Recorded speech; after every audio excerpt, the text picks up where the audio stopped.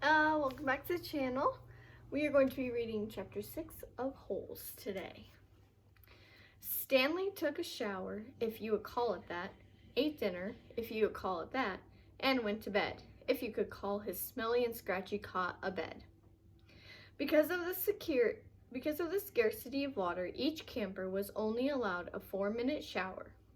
It took Stanley nearly that long to get used to the cold water. There was no knob for hot water. He kept stepping in and then jumping back from the spray until the water shot off automatically. He never managed to use his bar of soap, which was just as well because he wouldn't have had time to rinse off the suds.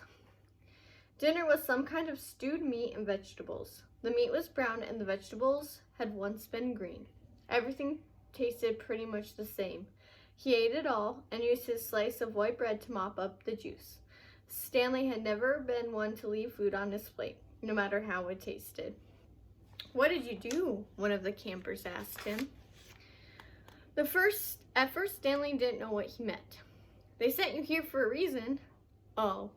He realized, "I stole a pair of sneakers." The other boys thought that was funny. Stanley wasn't sure why. Maybe because their crimes were a lot worse than stealing shoes. "From a store, or were they on someone's feet?" asked Squid. Neither," Stanley answered. "They belonged to Clyde Livingston." Nobody believed him. "Sweet feet," said X-Ray. "Yeah, right." "No way," said Squid. Now as Stanley lay on his cot, he thought it was kind of funny in a way. Nobody believed him when he said he was innocent. Now, when he said he'd stolen them, nobody believed him either. Clyde Sweetfeet Livingston was a famous baseball player. He led the American League in stolen bases over the last 3 years. He was also the only player in history to ever hit 4 triples in one game. Stanley had a poster of him hanging on the wall of his bedroom. He used to have the poster anyway. He didn't know where it was now. It had been taken by the police and was used as evidence of his guilt in the courtroom. Clyde Livingston also came to court. In spite of everything, when Stanley found out that Sweetfeet was going to be there, he was actually excited about the prospect of meeting his hero. Clyde Livingston testified that they were his sneakers and that he had donated them to help raise money for the homeless shelter. He said he couldn't imagine what kind of horrible person would steal from homeless children. That was the worst part for Stanley. His hero thought he was a no-good, dirty, rotten thief. As Stanley tried to turn over on his cot, he was afraid it was going to collapse under all his weight. He barely fit in it. When he finally managed to roll over on his stomach, the smell was so bad he had to turn over again and try sleeping on his back. The cot smelled like sour milk. Though it was night, the air was still very warm. Armpit was snoring 2 cots away. Back at school, a bully named Derek Dunn used to torment Stanley. The teachers never took Stanley's complaints seriously because Derek was so much smaller than Stanley. Some teachers even seemed to find it amusing that a little kid like Derek could pick on someone as big as Stanley. On the day Stanley was arrested, Derek had taken Stanley's notebook and after a long game of come and get it, finally dropped it in the toilet in the boys' restroom. By the time Stanley retrieved it, he had missed the bus and had to walk home. It was while walking home, carrying his wet notebook with the prospect of having to copy ruined pages, that the sneakers fell from the sky.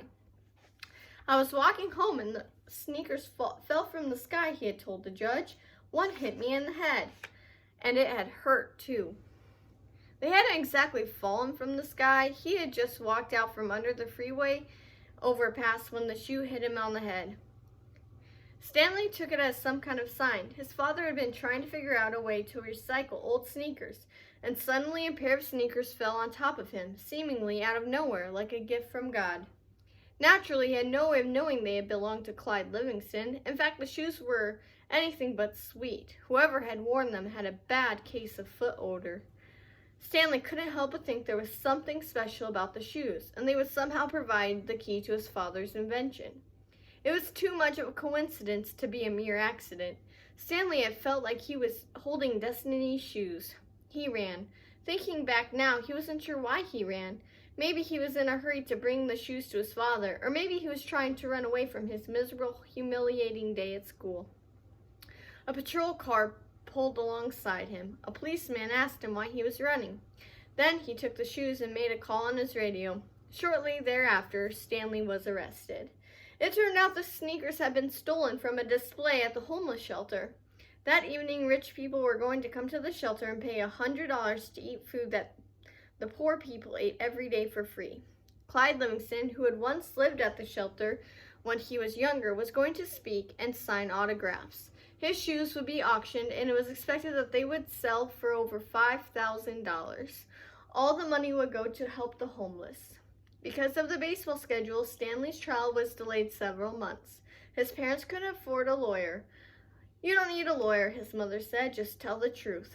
Stanley told the truth, but perhaps it would have been better if he had lied a little. He could have said he found the shoes in the street. No one believed they fell from the sky. It wasn't destiny, he realized. It was his no-good, dirty, rotten pig stealing great-great-grandfather. The judge called Stanley's crime despicable. The shoes were valued at over $5,000. It was money that would provide food and shelter for the homeless, and you stole that from them, so you could just have a souvenir.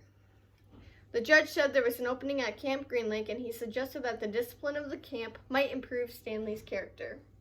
It was either that or jail. Stanley's parents asked if they could have some time to find out more about Camp Green Lake, but the judge advised them to make a quick decision. Vacancies don't last long at Camp Green Lake. Tune in next time for Chapter 7.